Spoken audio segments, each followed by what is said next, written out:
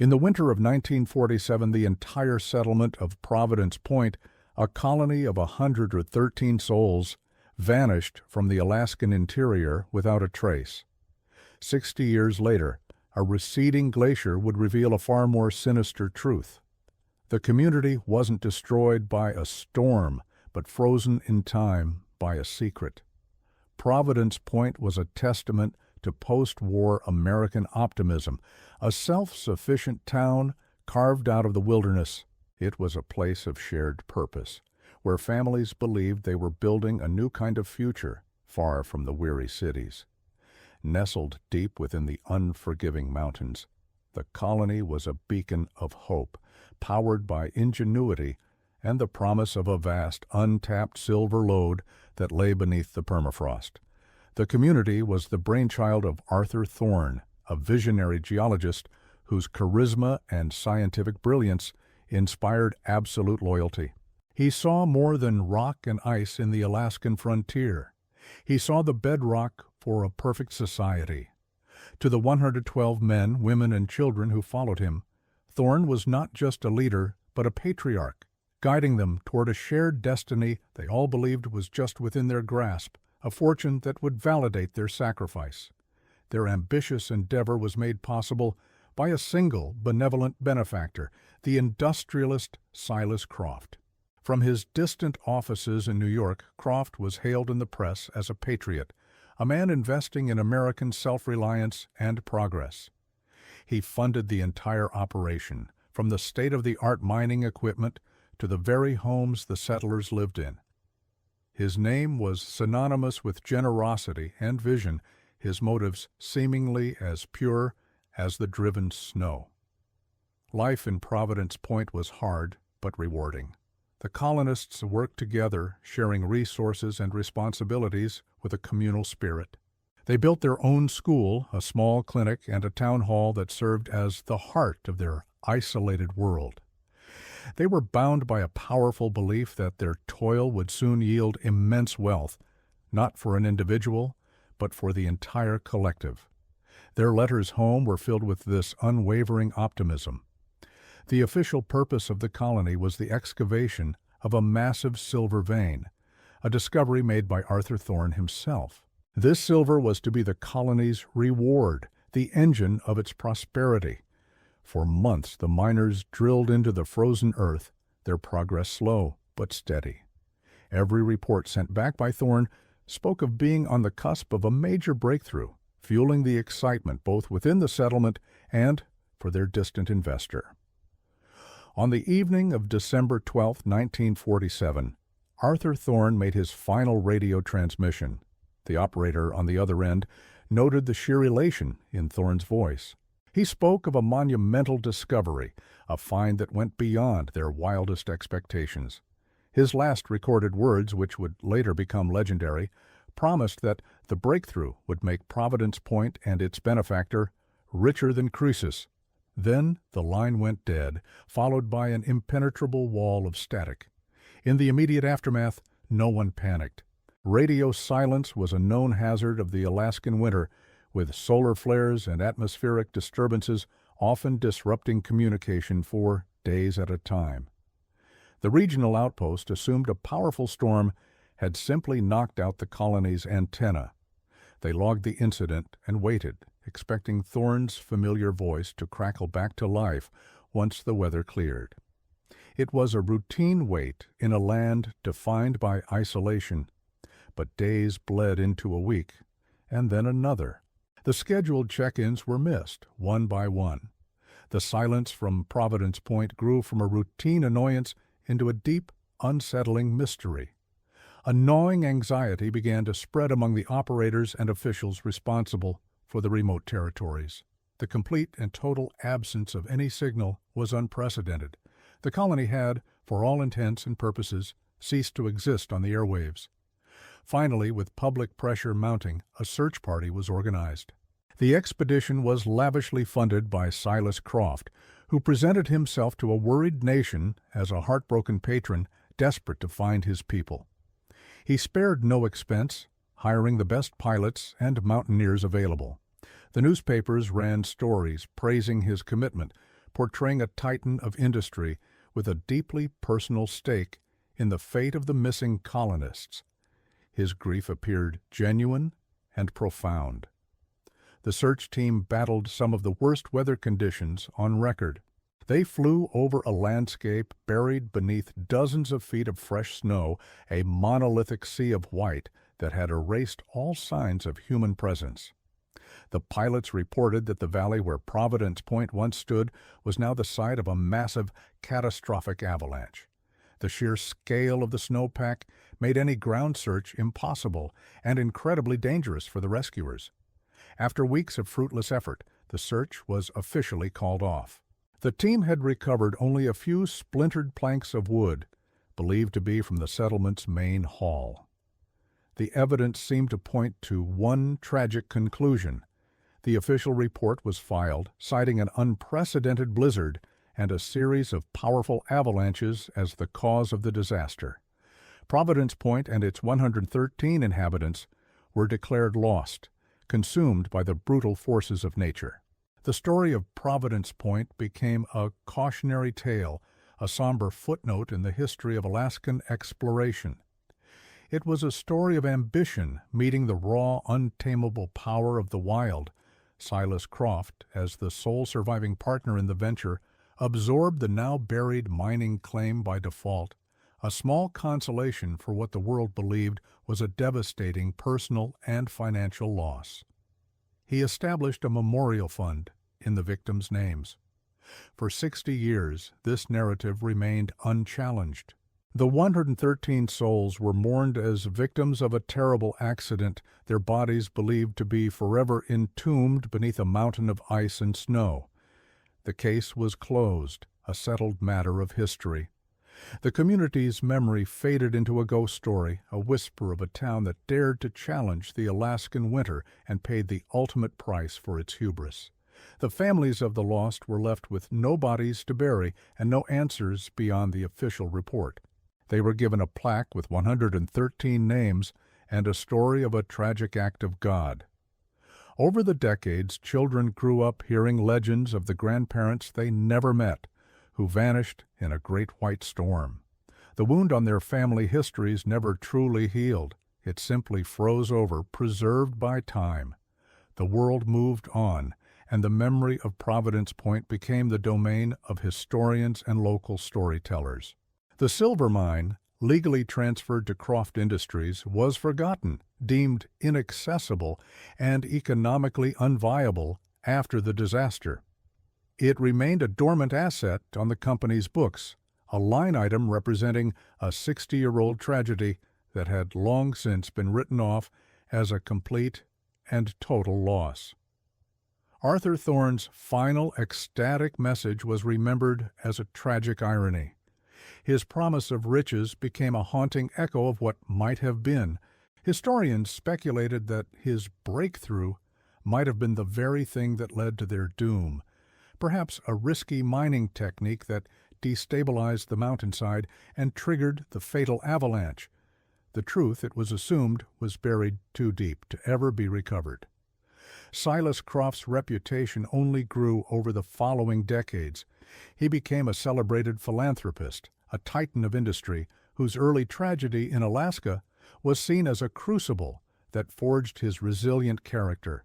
He spoke occasionally of the loss, always with a carefully calibrated air of solemnity and respect for the brave pioneers he had so proudly sponsored. His legacy was built on a foundation of perceived strength in the face of heartbreaking loss. The Alaskan wilderness kept its secrets well. The snow that fell in the winter of 1947 was compacted into glacial ice, a crystalline tomb that perfectly preserved the scene. For 6 decades, the valley remained silent and untouched, a location wiped from modern maps and accessible only by the most determined of explorers. The official story was as frozen and solid as the ground itself. Generations passed.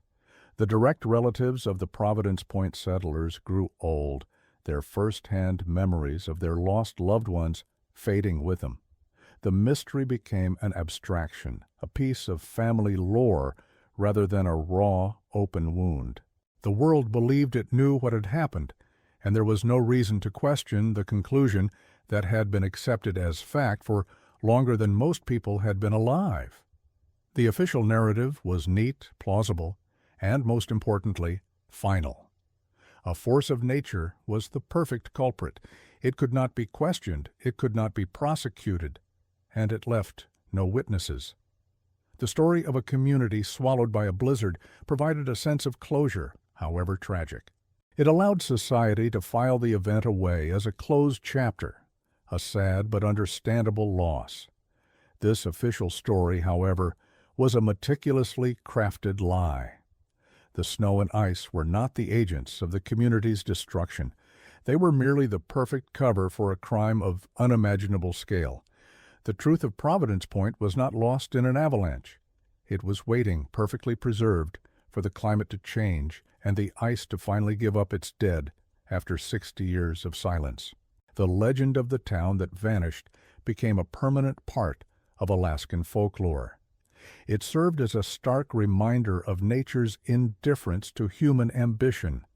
The story was simple, powerful, and it endured because it confirmed a fundamental belief about the relationship between humanity and the wild frontier. It was a lie that had become more comfortable and more accepted than any truth could ever be. But the real story was not about a battle between man and nature. It was about a conflict between men, one driven by greed and a cold-blooded calculus of power. The truth was not buried under tons of rock and snow. It was hidden in plain sight, within the very systems designed to protect the colony. What they didn't know was that the key was not lost, but waiting to be found. The year was 2007. 60 years of winters had come and gone, each one adding another layer of ice and silence to the legend of Providence Point.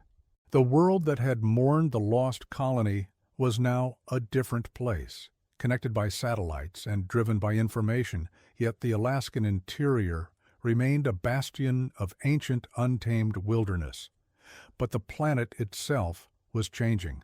Global temperatures were rising, and glaciers that had been static for centuries began to retreat, their frozen snouts pulling back inch by inch, year by year, exposing land that had not seen the sun since the dawn of the last ice age.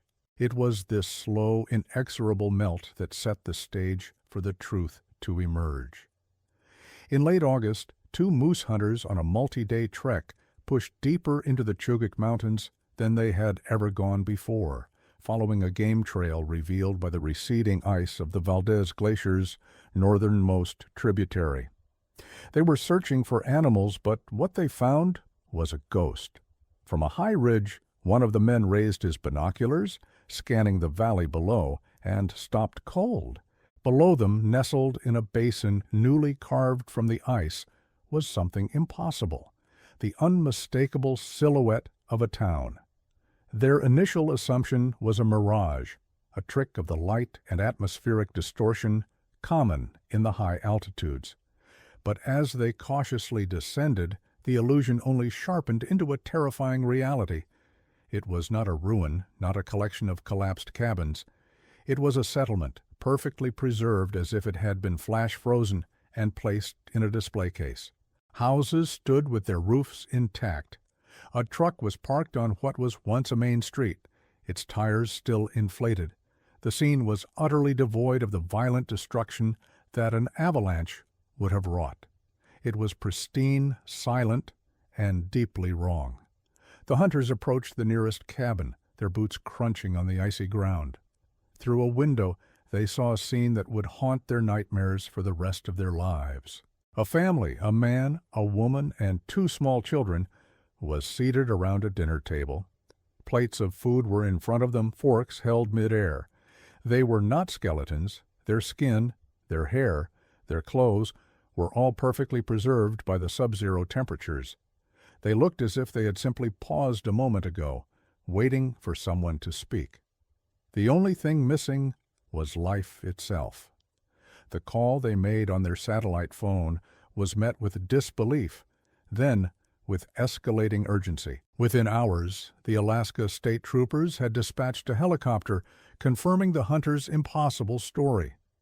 The area was immediately sealed off, declared a potential biohazard, a historical site, and, most chillingly, a crime scene. The news broke like a thunderclap across the globe. Providence Point, the lost colony of 1947, had been found. The legend had been a lie.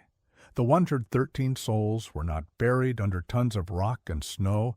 They had been waiting, frozen, in their final moments. In a dusty office at the University of Chicago, Dr. Elias Thorne, a historical researcher, saw the news on a crackling television screen. For Elias, Providence Point was not just a historical footnote. It was the wound at the center of his family's history.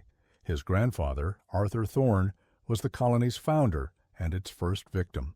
Elias had spent his entire professional life poring over the scant records, the official reports, and the faded letters, convinced that the official story of a blizzard never quite added up. He was a man haunted by a ghost story he was determined to solve. The images broadcast from the site were a validation of his lifelong obsession and the beginning of a new nightmare. He saw the town his grandfather had built, the community he had led into the wilderness in pursuit of a dream. He recognized the layout from old maps and architectural sketches. The official narrative, the one that had provided a neat and tragic conclusion for 60 years, had crumbled in an instant. There was no evidence of a storm. There was no sign of an avalanche. There was only a town full of people who had, for some inexplicable reason, simply gone to sleep and never woken up. Elias packed a bag immediately, his mind racing with 100 questions that had tormented him for decades. This was no longer an academic pursuit. It was a calling. He was the last of the Thorne line with a direct connection to the mystery, and he knew he had to be there. He flew to Alaska, driven by a singular purpose, to find out what truly happened to his grandfather and the 112 people who followed him into that frozen valley. He was not just a researcher anymore. He was the inheritor of a 60-year-old investigation and its only true advocate. When he arrived, the site was a whirlwind of controlled chaos. A temporary command center had been erected, and teams of forensic anthropologists, engineers, and state troopers moved with methodical precision. Elias, citing his academic credentials and, more importantly, his next-of-kin status, was granted restricted access. The lead investigator, a grizzled state trooper named Captain Eva Rostova, was skeptical of the historian's presence, seeing him as a potential complication in an already unprecedented case. To her, this was a puzzle of logistics and science. To Elias, it was a reckoning with his own past. Walking through the silent streets of Providence Point was a surreal and deeply unsettling experience for Elias. He saw children's toys left in a yard, a book left open on a porch swing, a half-finished cup of coffee on a windowsill. Every detail screamed of a life interrupted with surgical precision, not chaotic violence. The official 1947 report spoke of a cataclysmic weather event, of nature's fury unleashed. But the evidence before his eyes told a different story. This was not the work of nature. This was something else entirely, something quiet, methodical, and monstrous. The initial findings from the forensic teams only deepened the mystery. The bodies showed no signs of physical trauma, no evidence of starvation or exposure to the elements. They had not frozen to death in the conventional sense. The state of preservation was so perfect that medical examiners could determine that their final moments had been peaceful. They had simply ceased to be in their homes, in their beds, at their dinner tables. The town was not a tomb created by an avalanche. It was a perfectly preserved diorama of mass death. This discovery systematically dismantled the official narrative that had stood for 2 generations. The splintered planks of wood recovered by the original search party were now seen in a new light, not as evidence of a settlement destroyed, but perhaps as debris planted to support a predetermined conclusion. The search party, funded and directed by the grieving benefactor Silas Croft, had reported finding an impassable wall of snow, but the town's location in a protected basin made a direct hit from such a massive avalanche highly unlikely, a fact the original investigators had conveniently overlooked. The world watched, captivated, as the story of a historical tragedy transformed into an active mystery. Who or what could have killed 113 people so silently, so completely, that they never even had a chance to react? The absence of a struggle was more terrifying than any sign of violence. It suggested a killer that was invisible, odorless, and inescapable. The community had not been wiped out by an external force crashing down upon them. They had been extinguished from within, as if a switch had been flipped on their collective existence. For Elias Thorne, the pristine condition of the colony offered a sliver of hope. If the people were preserved, so too were their records, their homes, and their secrets. The answer to what happened on that December night in 1947 was not lost forever beneath the ice. It was here, locked in the frozen silence, waiting for someone to ask the right questions. He made his way to the building marked as the colony's administrative office, the place where his grandfather had spent his final hours. This was where the search for the truth would truly begin. Captain Rostova's team began the painstaking process of cataloging every house, every object, every body. The initial theory of a gas leak from a geological fissure was considered, but the sheer synchronization of the deaths across the entire settlement made that improbable. It would have required a simultaneous event in every single building. The precision of the incident pointed away from a natural disaster and toward a deliberate, coordinated action. The case was no longer a historical curiosity. It was officially reopened as a mass homicide investigation. The media frenzy was intense. News outlets re-examined the life of Silas Croft, the philanthropist industrialist who had funded the colony. Now 92 years old and a revered icon of American industry, his initial public grief in 1947 was replayed on television screens. He had been portrayed as a heartbroken patriot, a man who lost a fortune and a community of brave pioneers. For 60 years his name had been associated with the tragedy only as its principal mourner. Now, for the first time, his role as the venture's sole surviving partner was being examined with fresh, suspicious eyes. Elias felt the weight of 113 lives on his shoulders. These were not just names on a memorial plaque. They were people with families, hopes, and a shared belief in the future his grandfather had promised them. He stood before the main town hall, a structure that should have been obliterated by the reported avalanches, but was instead standing perfectly straight, its windows dark and watchful. He was standing in the middle of the world's most elaborate and perfectly preserved crime scene, a 60-year-old mystery that had finally thawed. The official story was dead, buried by the very ice that was supposed to have been its proof. The narrative of man versus nature had been a convenient fiction, a simple answer to a complex and horrifying question. Now, the far more difficult work began, untangling a truth that had been deliberately frozen in time. The refutation of the old story was complete. The new investigation, however, was just beginning, and its path would lead directly into the heart of a legacy built on a carefully guarded 60-year-old lie. The investigators began to focus on the colony's infrastructure, trying to find a common element that connected every single building. How could a lethal agent be delivered to every man, woman, and child at the exact same moment? The town was a marvel of self-sufficiency, with its own power generation and utility systems. Somewhere within those meticulously planned designs, Elias believed, lay the mechanism of their murder. The key was not what nature had done to the town, but what the town had been designed to do to its own people. Elias obtained the original blueprints for the settlement, cross-referencing them with what the teams were finding on the ground. He was looking for an anomaly, a detail that didn't fit the picture of a utopian frontier colony. He felt a growing dread that the very systems designed to protect the inhabitants from the harsh Alaskan winter, their heating, their ventilation, might have been subverted and turned against them. The promise of safety and prosperity that drew them to this remote corner of the world could have been the very instrument of their doom. Captain Rostova, initially wary of Elias, began to recognize the value of his deep historical knowledge. He understood the people and the context in a way her team could not. He knew the names, the family connections, the layout of the town before it was ever built. A reluctant partnership formed between the historian and the trooper, both bound by the same goal, to give the silent victims of Providence Point a voice. They were no longer just bodies to be cataloged.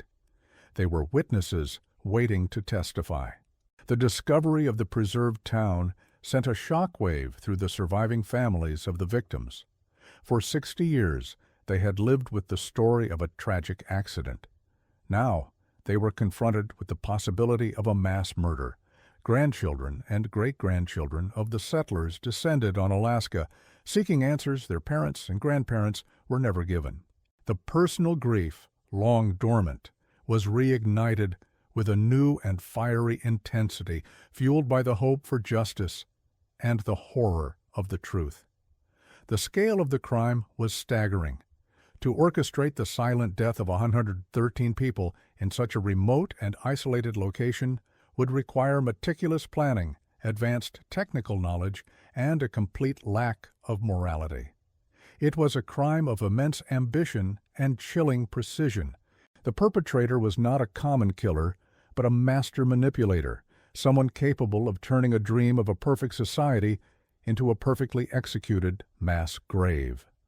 The mystery had shifted from a question of fate to a hunt for a monster. In New York, the board of Croft Industries issued a statement offering their full cooperation with the investigation and expressing their shock at the new developments. They spoke of Silas Croft's profound sadness and his lifelong mourning for the people of Providence Point. The corporate machine moved to protect its founder's legacy, portraying him as a figure, as much a victim of the original deception as anyone. But behind the carefully worded press releases, a 60-year-old secret was beginning to unravel, threatening to bring down an entire empire. Back at the site, the first on-site autopsies began in a makeshift mobile lab. The cause of death had to be determined before any real progress could be made. The state of preservation allowed for tissue and blood analysis that would have been impossible in any other circumstance. The bodies themselves held the key, their cells, containing the chemical signature of their final moments. The answer was not in the ice or the snow, but in the very air they had breathed in their last, peaceful seconds of life. Elias stood outside his grandfather's office, the cold air biting at his face. He felt a profound connection to the man he never knew, a man whose ambition had led 112 other souls to this exact spot. Was his grandfather a victim like the rest, or did he play a role in the catastrophe? This question haunted Elias more than any other. He had to clear his family's name, but he also had to be prepared for whatever truth he might find inside that perfectly preserved building. The investigation had reached its first major turning point. The official narrative was shattered. A new inquiry was underway, and the world was watching. The discovery of the frozen colony had answered the 60-year-old question of where the people of Providence Point had gone. But in doing so, it had opened up a series of far more sinister questions. How did they die? Who was responsible? And why was the truth concealed for so long? The silence of the valley had finally been broken. The human element was overwhelming. Investigators found a letter, half-written, on a desk in one of the homes. It was addressed to a sister in Ohio and spoke of the beauty of the landscape and the imminent breakthrough at the mine that would secure their future. The letter ended mid-sentence, a poignant testament to a life cut short without warning. Each discovery like this one added another layer of tragedy to the crime, transforming the victims from a statistic back into living, breathing people. The focus of the entire investigation now rested on uncovering the single event that caused the synchronized deaths. Every theory, a natural toxin, a strange illness, a mass suicide pact, was considered and systematically ruled out by the evidence on the ground. The scene lacked any of the markers associated with such events. The only remaining possibility was a technological one, a failure or a feature of the colony's advanced, custom-built life support systems. The answer had to be in the design. Elias knew that to understand the how, he first had to understand the why. What could be worth the lives of 113 men, women, and children? The silver lode they were mining was valuable, but was it valuable enough to warrant such an atrocity? Or had his grandfather, in his final ecstatic radio transmission, discovered something else entirely, something far more precious, far more dangerous, and worth killing for? The motive, he suspected, was buried deeper than the bodies. The initial shock of the discovery was now settling into a grim determination. The case of Providence Point had been reborn not as a historical event, but as an active pursuit of justice. The perfectly preserved town was not an ending. It was a beginning. It was a 60-year-old message in a bottle, a crime scene waiting patiently for the technology and the will to finally decipher its secrets. But this discovery was just the first piece of a macabre puzzle that nobody was prepared to assemble. The investigation began not with a suspect, but with a scientific certainty.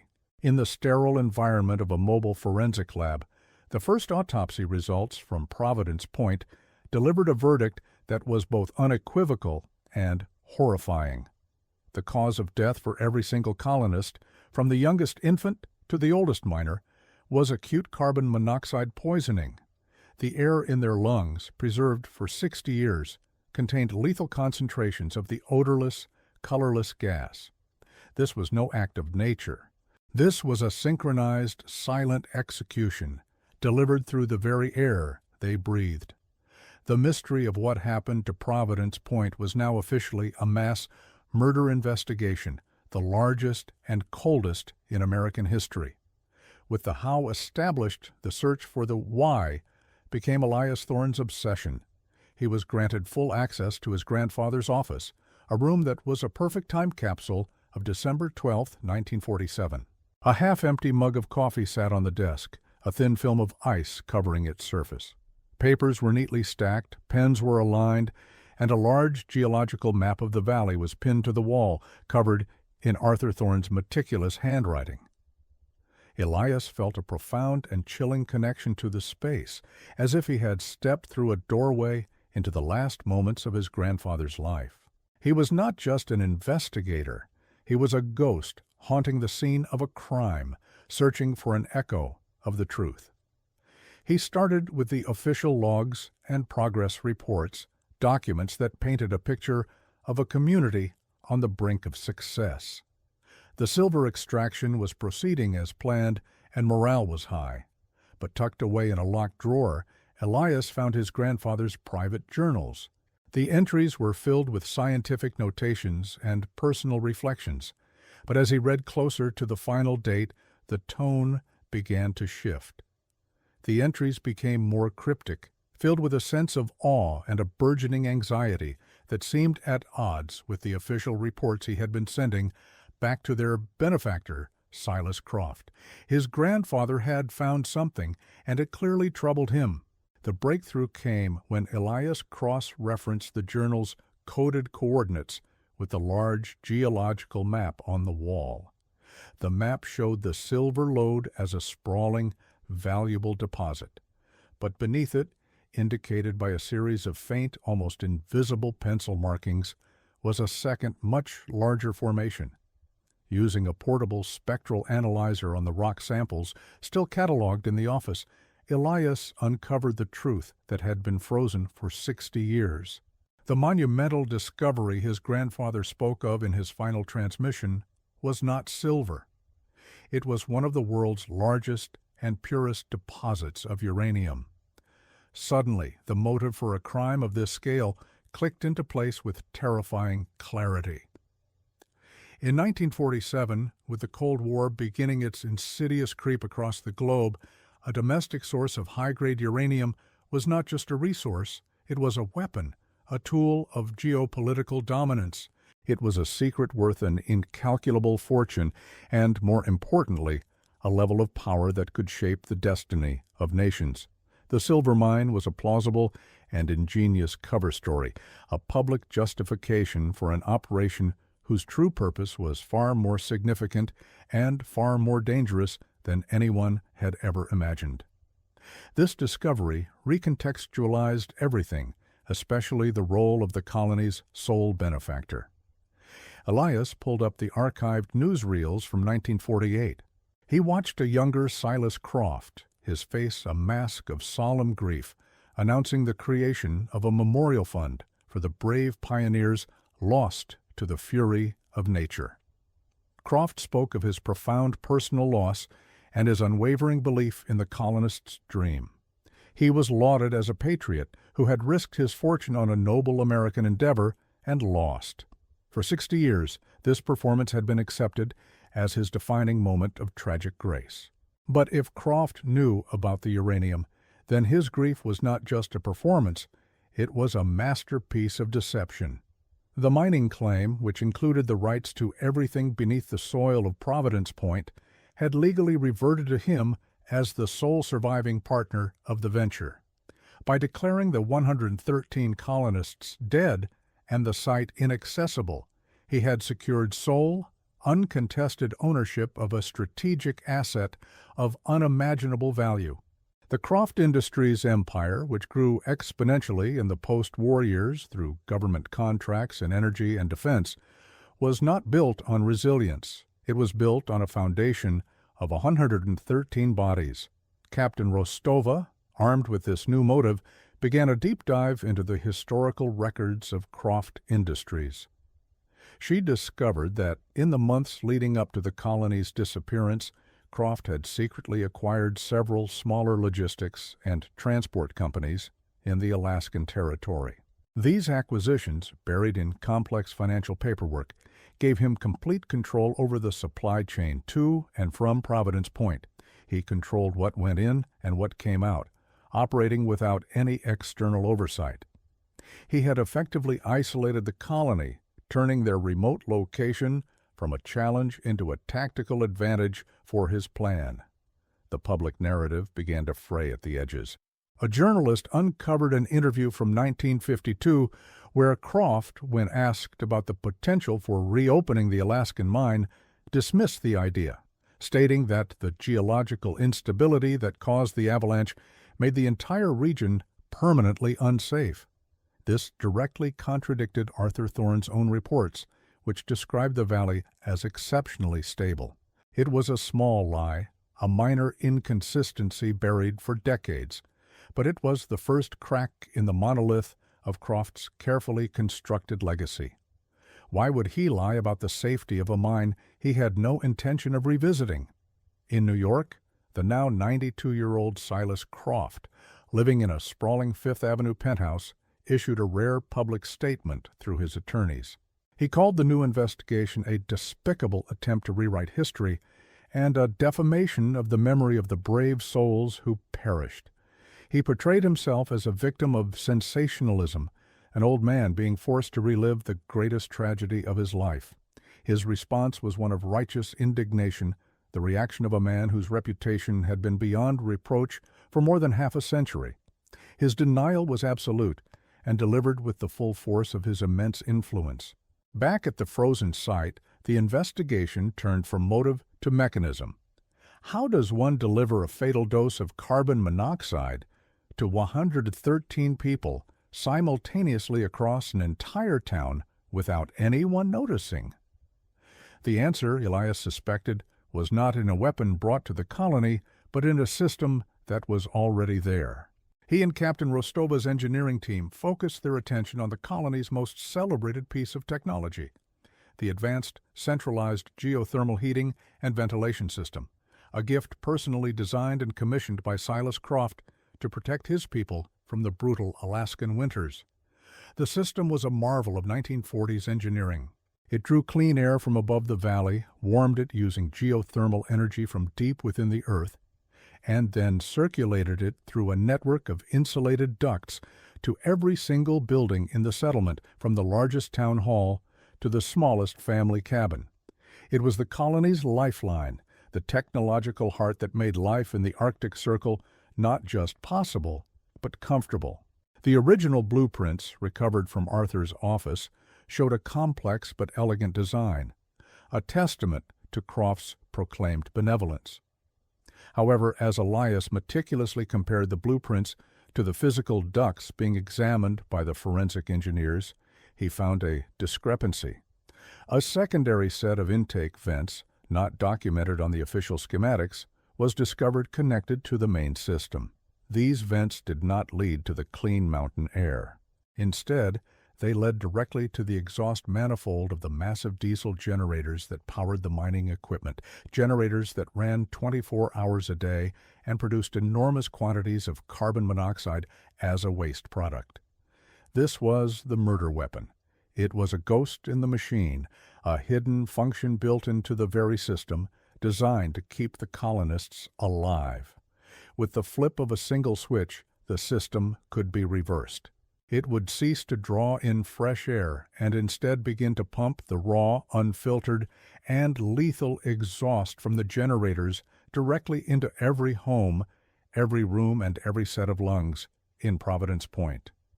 It was a silent, efficient, and inescapable method of mass execution, engineered with a chilling degree of foresight and technical brilliance. Who could have authorized such a modification?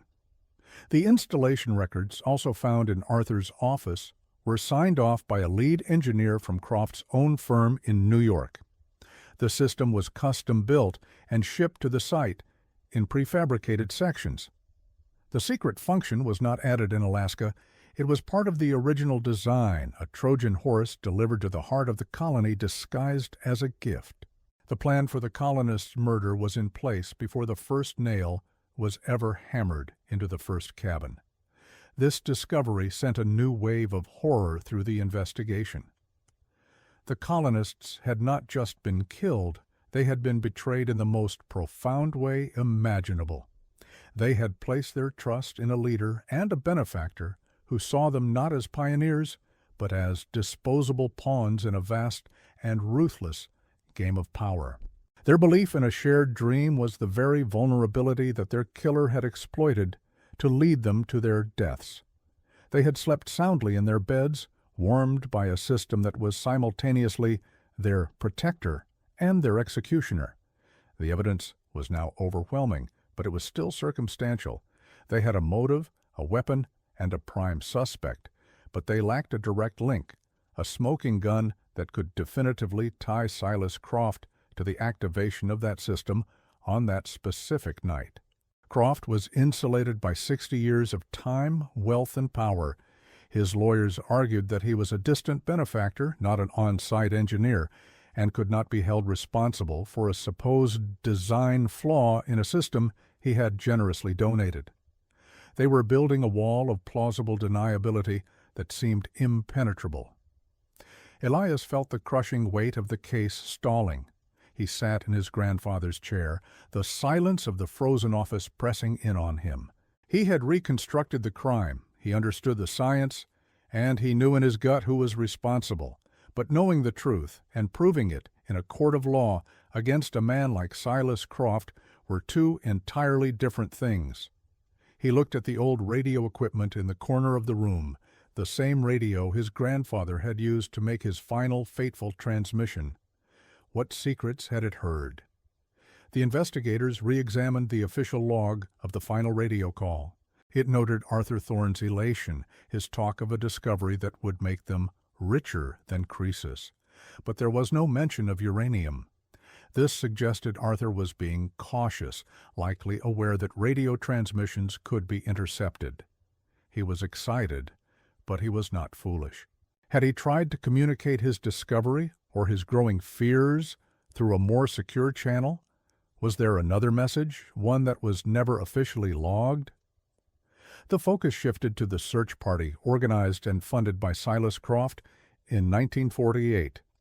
The team's official report cited impassable snow and evidence of a massive avalanche, but Rostova's team, using modern satellite imagery and geological analysis, concluded that while there was heavy snowfall that winter, an avalanche of the scale described was not just unlikely, but physically impossible in that specific protected basin. The original search team had either been incompetent or they had deliberately lied. Their mission, it seemed, was not to find survivors, but to confirm their deaths and cement the official narrative.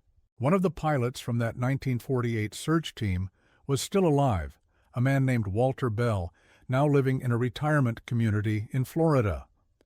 When presented with the new evidence, the elderly man's composure finally broke after 60 years of silence. He confessed that their orders, which came directly from Croft's chief of security, were clear.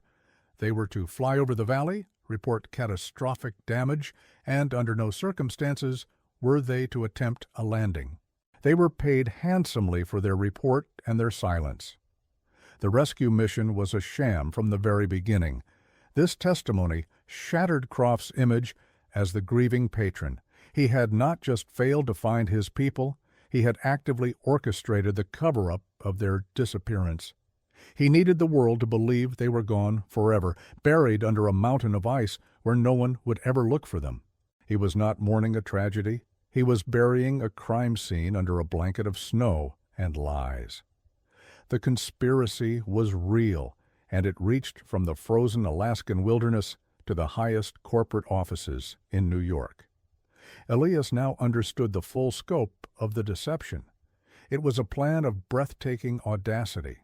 First, use a state-of-the-art ventilation system to silently murder the entire population. Second, use a controlled and fraudulent search party to declare them victims of a natural disaster. Third, absorb the mineral rights to the land by default. Finally, wait for time and ice to bury the evidence so deep that the truth could never surface. The plan was nearly perfect. It had accounted for everything except one variable, a changing climate. The team began a meticulous inch-by-inch search of Arthur Thorne's office, looking for anything that might have been overlooked. They knew the final piece of the puzzle had to be here, in this room.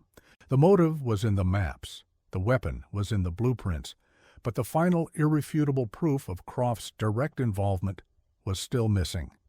They were so close, yet the most powerful man in the world remained untouchable, protected by a fortress of time and influence.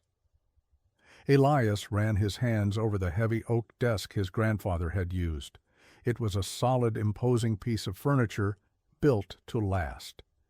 He noticed a small, almost invisible seam along the side panel. It was not part of the original design. His heart began to pound in his chest. Prying it open with a knife, he revealed a small hidden compartment that had been expertly carved into the desk's interior. It was a secret space, designed to hold something of immense importance. Inside the compartment, nestled in cotton batting, was a small, lead-lined box. Elias lifted it out, his hands trembling slightly. It was heavy, far heavier than its size would suggest. Lead lining was used for one primary purpose in that era, to protect delicate electronic recordings from damage or erasure. He knew with a certainty that chilled him to the bone that he was holding the last will and testament of Providence Point. He was holding the evidence that could finally give the dead their voice. The box contained a single object, a fragile wire recording spool, the type used for direct-to-disc audio transcription in the 1940s. It was a medium that was notoriously difficult to preserve, but the cold and the lead shielding had kept it in perfect condition. This was not a standard log entry. This was a secret recording, made by a man who suspected he was in mortal danger and was taking one last desperate step to preserve the truth for posterity. Captain Rostova's team carefully transported the spool to their mobile lab. The tension was unbearable as the audio technician threaded the thin wire onto a restored playback machine. They had no idea what they were about to hear. It could be a final goodbye to his family, a scientific observation, or nothing at all. But Elias knew. He knew his grandfather would not have gone to such lengths to hide something trivial. This was his final report, not for Silas Croft, but for history itself. The technician flipped a switch, and after a hiss of 60-year-old static, a voice filled the lab. It was Arthur Thorne's voice, but it was not the elated, triumphant voice from the official final broadcast. This voice was strained, filled with a dawning, unimaginable horror. He was speaking into the radio, his words fast and panicked. He was not celebrating a discovery. He was pleading for his life and the lives of his people. "Silas, can you hear me? The air— Something is wrong with the air," Arthur's voice crackled across the decades. "The generator exhaust, it's coming through the vents. It's in every house. Silas, what have you done? My God, the children—" There was a pause, a moment of suffocating silence, and then another voice answered, a voice that was calm, clear, and utterly devoid of emotion. It was the voice of a young Silas Croft. The recording captured Croft's reply, a confession preserved in electromagnetic fidelity for 60 years. "Providence required a sacrifice, Arthur," Croft's voice stated. The tone as placid as if he were discussing a minor business transaction. "The nation needs what is in that ground. Your people have served their purpose. Their contribution will not be forgotten, but their silence is now a matter of national security. Do not try to fight it. It will be peaceful." The transmission ended with the faint sound of Arthur Thorne slumping over the console, followed only by static. There it was, the truth, in the killer's own voice. It was the irrefutable, undeniable proof that connected Silas Croft directly to the murder of 113 people. It was not a flaw in the system. It was the system working as designed. It was not a tragedy. It was a calculated act of mass murder, justified by a cold and ruthless appeal to patriotism and progress. The recording was a ghost's testimony, a voice from the grave that would finally shatter a 60-year-old lie. Elias listened, a single tear tracing a path down his cheek. He had found it. He had found the truth that had haunted his family for 3 generations. He had cleared his grandfather's name and, in doing so, had given a name to the monster responsible. He looked out at the silent, frozen town of Providence Point, no longer a place of mystery, but a memorial to a monumental crime. The investigation was not just about evidence and timelines anymore. The forensic teams continued their work, but the heart of the case now lay on that small wire spool.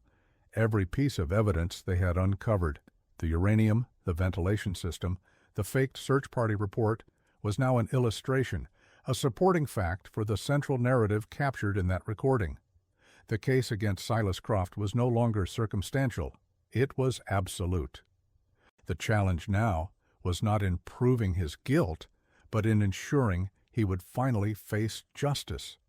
The team worked in silence, the weight of what they had discovered settling upon them.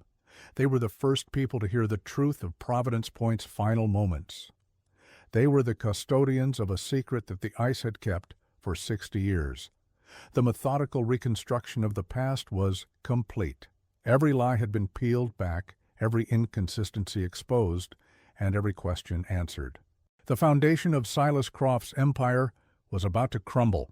The paranoia and suspense that had driven the investigation now coalesced into a cold, hard certainty.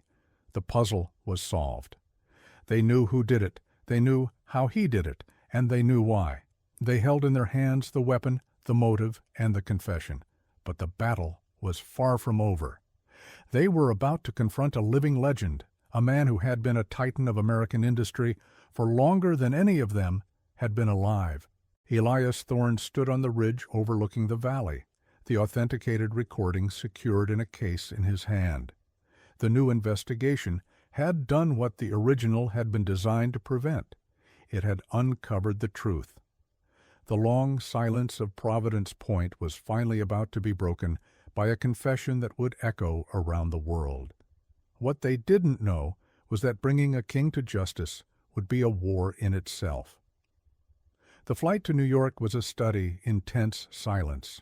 Elias Thorne held the climate-controlled case containing the wire recording as if it were a sacred relic, which, in a way, it was. It held the final words, the last testament, of 113 souls.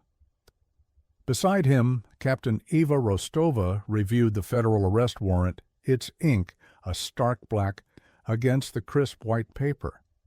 They were not just carrying evidence, they were the couriers of a 60-year-old truth, a truth that was about to be delivered directly to the architect of the lie.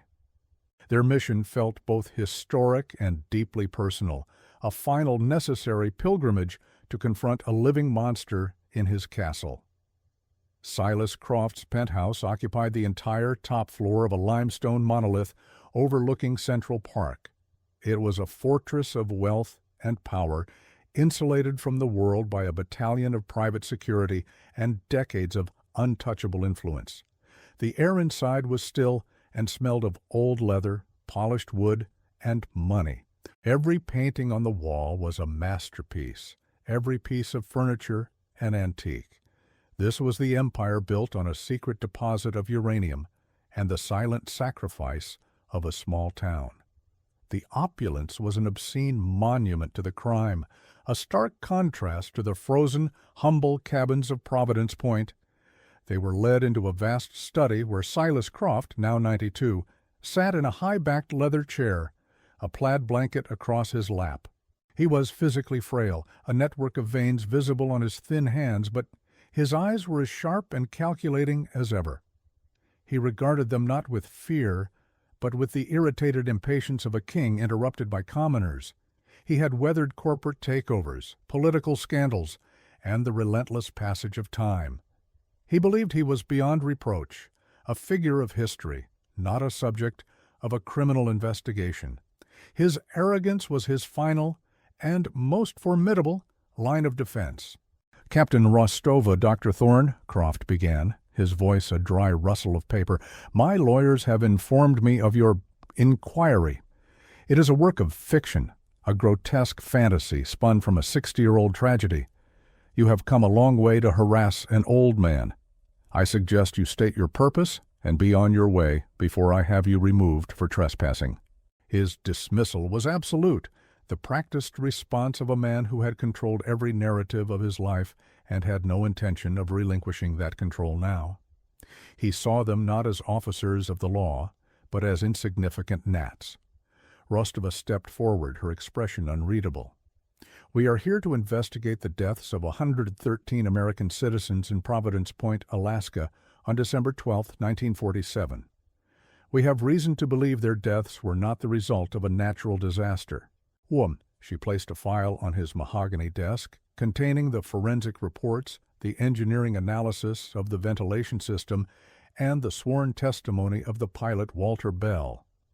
Croft glanced at the file but did not touch it, a faint, condescending smile playing on his lips. "Impressive paperwork, a compelling story, but it is nothing more than that, a story." Elias felt a surge of cold fury. This man's placid denial was a desecration of his grandfather's memory and the lives of everyone who had perished. He stepped forward, placing the restored wire recorder on the edge of the desk. The machine was an anachronism in the modern luxurious room, a ghost from another era. "We also have a witness, Mr. Croft," Elias said, his voice steady despite the pounding in his chest. "A witness who has been waiting a very long time to testify against you. We believe you'll recognize the voice. In fact, we know you will recognize both of them." A flicker of genuine curiosity, perhaps the first unguarded emotion he had shown, appeared in Croft's eyes. He gestured dismissively toward the machine. A parlor trick, whatever recording you have concocted, will prove nothing. My life has been a matter of public record for nearly a century. There are no secrets left to find." He leaned back, confident in the walls of time and influence he had built around himself. He was daring them to play their hand, certain they held nothing that could touch him, that his legacy was as solid and impenetrable as the granite foundation of the building. Elias threaded the delicate wire onto the spool. The silence in the room was absolute, broken only by the soft whir of the machine's motor. He pressed the play button. A wave of static hissed from the speaker, a sound like an Arctic wind blowing across 6 decades of time. Then a voice, frantic and terrified, filled the space. It was Arthur Thorne. "Silas, can you hear me? The air... Something is wrong with the air. The generator exhaust... It's coming through the vents. It's in every house. Silas, what have you done? My God, the children..." The panic in his grandfather's voice was a physical presence in the room, a chilling echo from a frozen grave. For the first time, Silas Croft's composure fractured.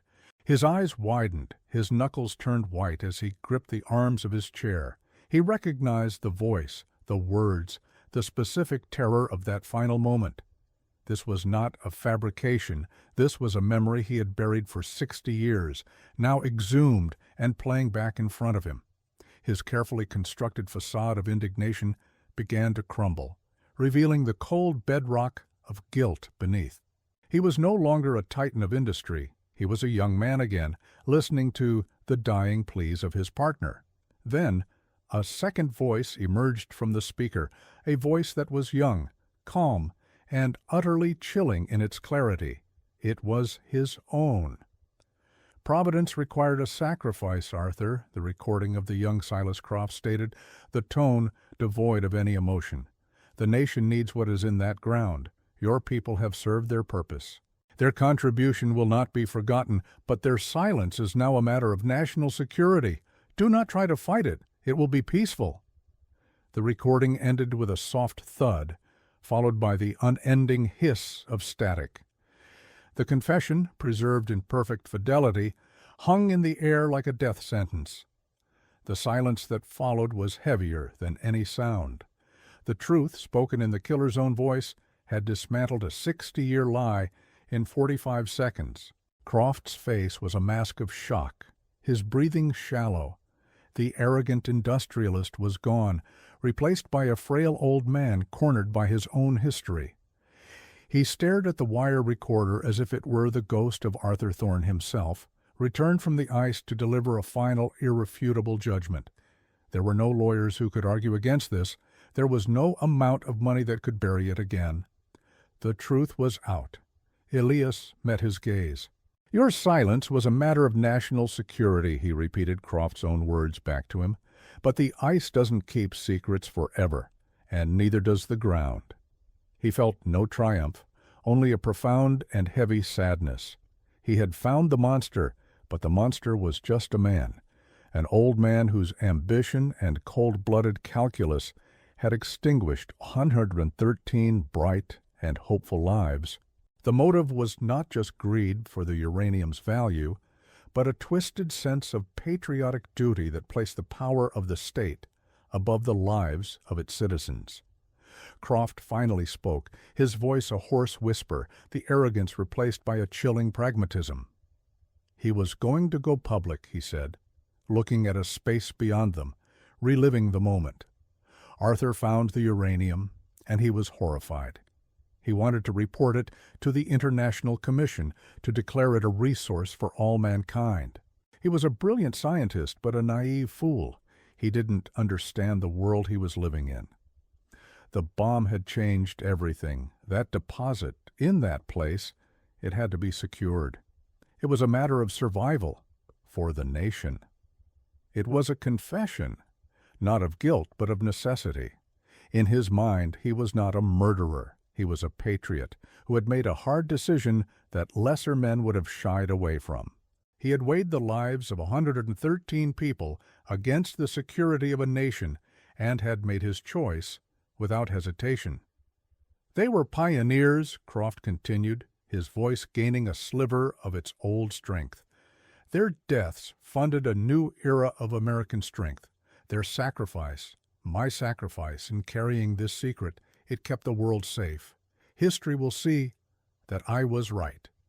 History will see you as a mass murderer, Rostova stated, her voice cutting through his self-serving delusion. At her signal, 2 federal agents, who had been waiting silently in the hall, entered the study.